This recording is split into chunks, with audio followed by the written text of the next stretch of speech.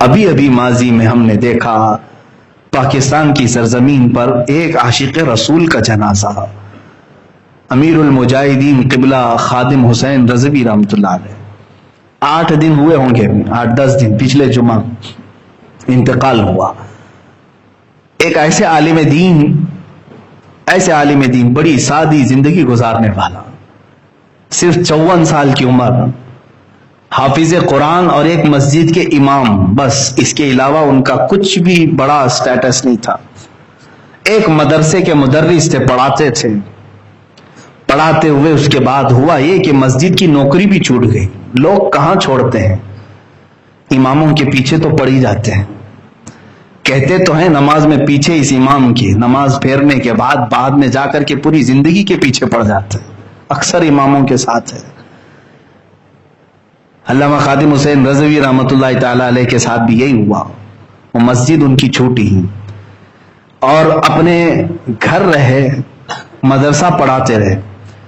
جب آپ نے اپنے ملک میں دیکھا کہ نبی کونین کی ذات کو لے کر کے ہلکا پن ہو رہا ہے، پاکستان میں ایک قانون پاس کیا گیا تھا کہ جو گستاخی کرے گا رسول پاک کی، اس کی سزا موت ہے۔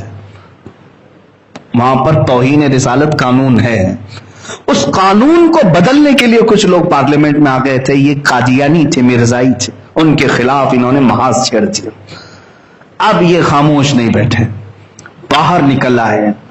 جانتے ہیں دونوں ٹانگیں ٹوٹ گئی تھی، ویل چیئر پر تھے۔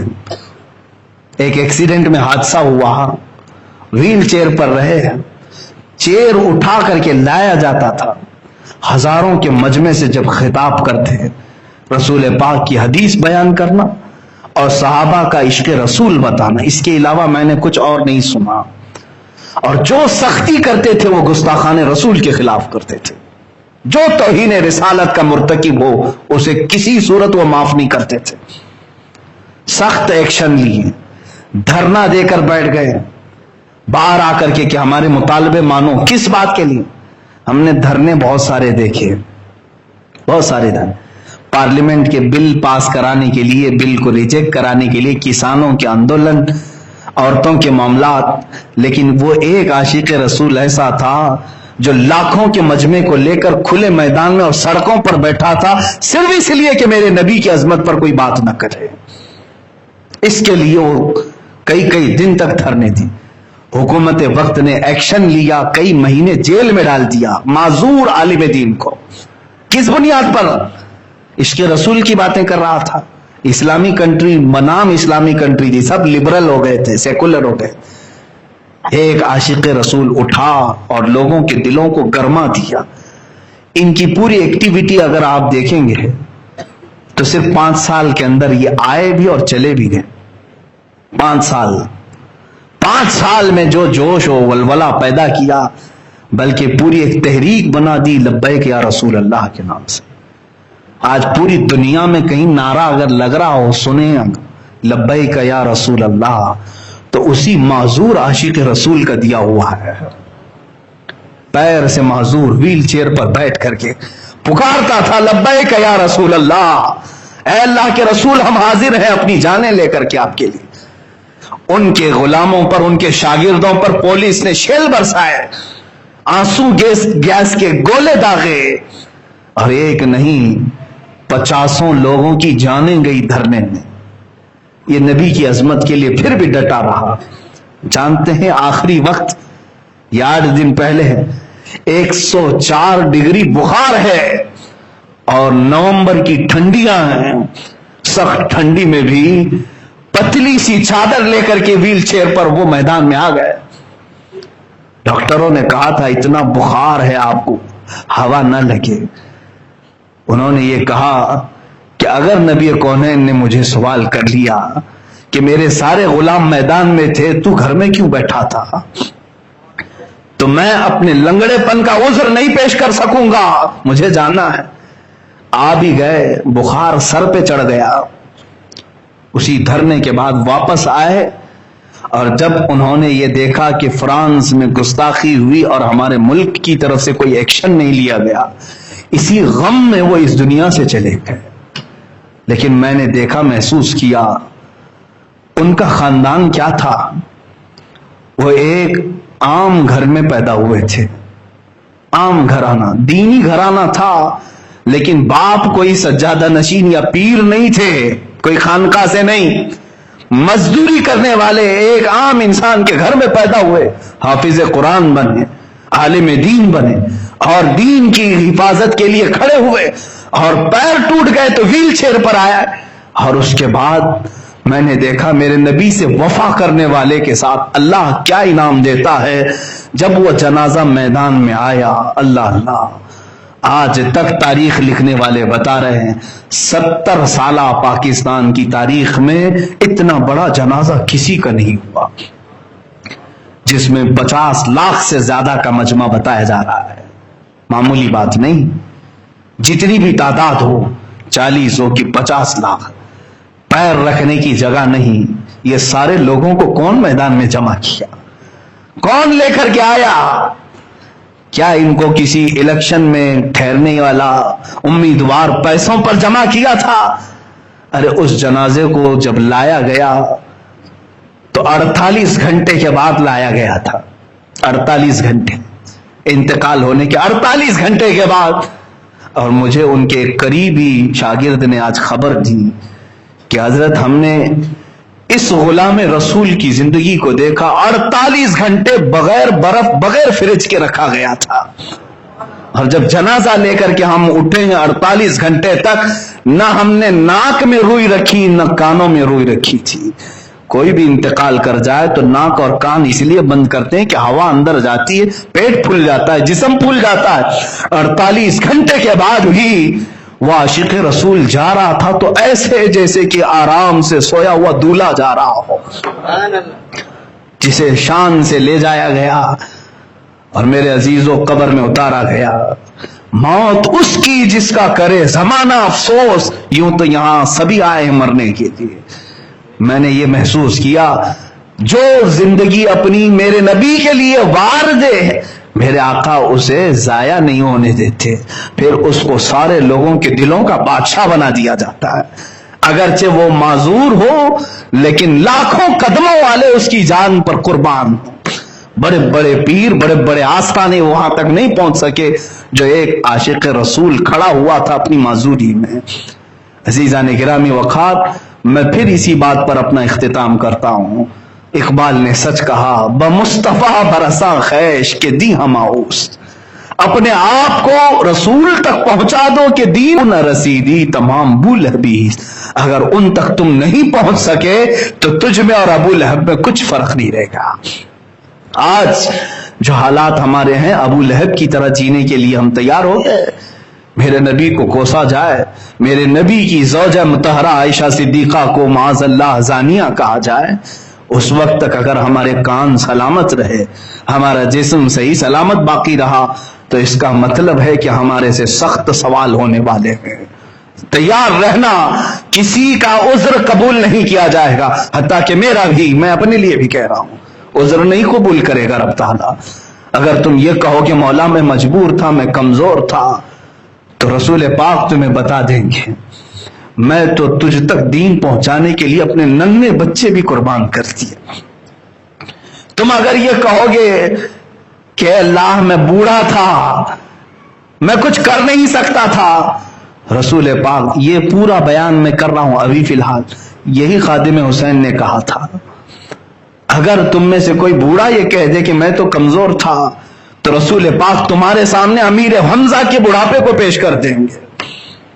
امیر حمزہ کو پیش کر دیں گے جو 60 سال کی عمر میں احد میں آیا، سینہ چاک کر کے ان کا کلیجہ چبایا گیا رسول پاک کے سامنے. حضور کا سگے چچا تھے، سگے چچا. حضور اگر کہہ دیں کہ میں نے وہ سب دیکھ لیا، تو اپنے گھر میں آرام سے سو رہا تھا. اگر تم یہ کہو میں تو مزدور تھا، میں کیا کر سکتا، میرے آقا بلال حبشی کو سامنے کر دیں گے، یہ تو غلام تھا، میرا نام لیتا تو اسے مارا جاتا تھا، اس کی پیٹھ گل گئی تھی. تو کون سا بہانہ پیش کرے گا، تم کون سا بہانہ کرو گے؟ عورتوں کے لیے بھی معاملات آئیں گے. تو اگر عورتیں یہ کہہ دیں کہ ہمارے پاس کوئی راستہ ہی نہیں تھا آپ کی عزت پر پہرا دینے کا، میرے نبی اس وقت حضرت سیدہ سمیہ کو پیش کر دیں گے. ایک یہ بھی خاتون ہے جس کی عمر بڑھاپے کو پہنچ گئی ہے. کافروں نے صرف اس کو مارا کیوں تھا؟ اس لیے کہ نبی کی بات کرتی تھی، حضور اکرم صلی اللہ علیہ وسلم کی محبت کی بات کرتی تھی. مکہ والوں نے سیدہ سمیہ کو یوں ہی نہیں مارا، بلکہ ان کے ہاتھ اور پیر کو گھوڑے کے چاروں پیروں سے باندھ کر کے دوڑایا تھا. سمیہ کو دوڑایا گیا تھا گھوڑے کے پیروں سے باندھ کر کے. پھر ابو جہل نے ان کی شرمگاہ پر نیزہ مار کے شہید کیا تھا. میرے آقا اگر سیدہ سمیہ کو پیش کرتے تو کیا بہانہ ہمارے پاس رہے گا؟ کوئی عذر ہے ہمارے پاس تو بتاؤ. اگر تم یہ کہو کہ میں جوان تھا، ابھی ابھی شادی ہوئی، میرے آقا حضرت حنظلہ کو پیش کر دیں گے. یہ حنظلہ ہے، آج شادی کیا ہے، آج سہاگ رات تھی، بس نبی کی بات کانوں میں آ گئی کہ کوئی دشمن میرے نبی پر حملہ کر رہے ہیں. اپنی بیوی سے کہا، یہ شریک حیات الوداع، میں جا رہا ہوں، میں جا رہا ہوں. زندگی باقی رہی تو ملاقات ہوگی، ورنہ قیامت میں ہم ملیں گے. نکل گئے. غسل کی حاجت تھی اپنی بیوی سے اٹھنے کے بعد، غسل تک نہیں کیا حنظلہ نے. احد میں شریک ہو گئے اور دوسرے دن دیکھا گیا تو ان کی شہادت بھی ہو چکی تھی، انتقال بھی ہو. اگر جوانوں تم کہو گے کہ ابھی ابھی شادی ہو رہی تھی اس لیے میں نے کوئی ایکشن نہیں لیا، نبی کونین تمہارے سامنے حنظلہ کو پیش کر دیں گے. اس کی تو آج ہی شادی ہوئی تھی. عبداللہ اسود وہ صحابی ہیں جن کو حضرت عثمان غنی نے شادی کے لیے پیسے دیے تھے، جا سامان خرید کر کے لا، آج تیری شادی. لیکن شام کو اعلان ہوا کہ نبی کی ذات پر حملہ ہو رہا ہے. یہ مجاہد صحابی شادی کا سامان لینے کی بجائے تلواریں خریدنے چلا گیا. گھوڑا خرید لایا، تلوار لے آیا. کہا شادی کر کے اس جی کر کے کیا فائدہ اگر میری نبی کی عزت باقی نہیں رہی. میرے عزیزوں، پھر میں یہی کہتا ہوں، بمصطفیٰ برساں خیش کے دی ہماؤس، اپنے آپ کو نبی کی ذات تک پہنچا دو. دین یہی ہے. اگر بؤ نہ رسیدی تمام بو لہبیس، اگر ان تک نہیں پہنچے تو یہ سب بو لہبی ہے. تم میں اور ابو لہب میں فرق نہیں.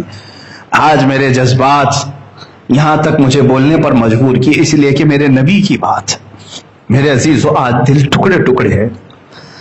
آج ہمارا جسم پارا پارا ہونا بھی چاہیے. مجھے امام غزالی کی وہ بات یاد آتی ہے، انتظار کرو اے مسلمانوں، تمہارے نبی کی عظمت پر جب حملے ہوں اور تم خاموش گھروں میں بیٹھے رہو، چند دن اور انتظار کر لینا، سڑکوں پر تمہاری ماں اور بہنوں کو نیلام کیا جائے گا، بیچا جائے گا اور تم کچھ نہیں کر سکو گے. تمہارے بچے تمہارے سامنے مارے جائیں گے اور تم کچھ نہیں کر سکو.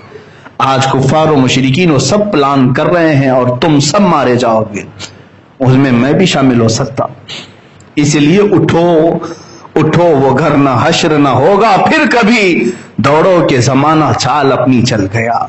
میرے عزیز، آپ اپنے بچوں سے وفا کی امید رکھتے ہیں، بچوں سے بار بار یہ کہتے ہیں بیٹا میں نے تجھے بڑی محنت سے پالا ہے، رات کو جاگ کر کے تیری بیماریوں میں نے تیمارداری کی ہے، خون پسینے کی کمائی ایک کر دیا، تب تم اپنے بیٹوں سے وفا کی امید رکھتے ہو. کیا رسول اپنی امت سے وفا کی امید نہیں رکھ سکتے؟ وہ رسول جو رات بھر روتے رہے ہوں، اپنی امت سے وفا کی امید نہیں رکھیں گے؟ اور اگر ان کی امت ان سے بے وفائی کرے تو انہیں کتنا ٹھیس پہنچتا ہوگا، کتنی تکلیف ہوتی ہوگی. اس لیے بدلو اپنے آپ کو. ہم نبی کے لیے ہیں اور نبی کے لیے جی رہے ہیں اور اٹھائے بھی جائیں گے نبی کے لیے ہی. اسی لیے میرے مرشد نے آخری زمانے میں یہ اپنی نعت میں ہمیں میسج دیا تھا، زندگی یہ نہیں کسی کی کسی کے لیے، زندگی ہے نبی کی نبی کے لیے، نہ سمجھ مرتے ہیں زندگی کے لیے، جینا مرنا ہے سب کچھ نبی کے لیے. میرے آقا صلی اللہ تعالی علیہ وسلم کے لیے جیو، انہی کے لیے رہو، پھر دیکھو تمہاری عزتیں اللہ اتنی بڑھائے گا کہ جس دن ہمارا جنازہ اٹھے گا اس دن یہ کہا جائے گا عرش پر دھومیں مچی کہ مومن صالح ملا، فرش پر ماتم اٹھا کہ طیب و طاہر گیا، ہر زمین کا ٹکڑا تمہارے غم میں روئے گا، عاشق رسول جا رہا ہے، فرشتے تمہارے استقبال میں کھڑے ہوں گے کہ ایک بڑی ذات والا آ رہا ہے، بڑی حیثیت والا آ رہا ہے، اس لیے کہ جب ایک عاشق رسول دنیا سے جا رہا ہوتا ہے میرے آقا اپنے صحابہ کے ساتھ اس کا استقبال کرتے ہیں۔ اس سے بہتر اور زندگی چاہیے؟